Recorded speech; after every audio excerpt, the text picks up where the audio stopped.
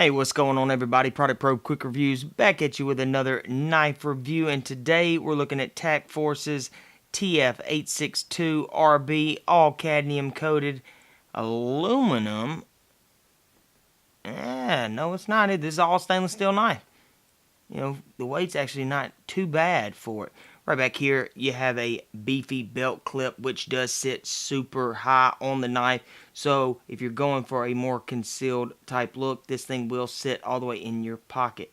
Now, you have a single thumb stud, not a dual thumb stud. Looks like you have a frame lock there, which I'll show in just a second. Trigger is right there. Just a plain cadmium coated front, but it does give it that nice rainbow holographic type effect to it. Now, let's try the thumb stud opening real quick.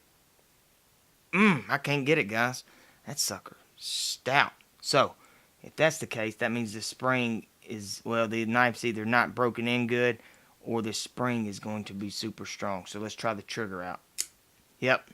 Alright, that's exactly what it was.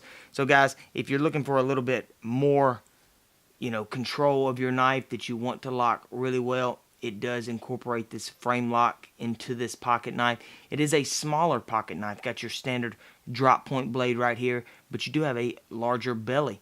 Again, just a single thumb stud, which I'm sure if I were to, for a frame lock, that actually closed pretty good. Let's try this again. Yeah, guys, that actually hurts my thumb. I can't do it. But right there, that trigger, single hand deployment, single hand close, you're not going to have any problem at all. Bam! It's actually a super fast little knife. Bam! Right there. That bugs me that I can't get that thumb stud.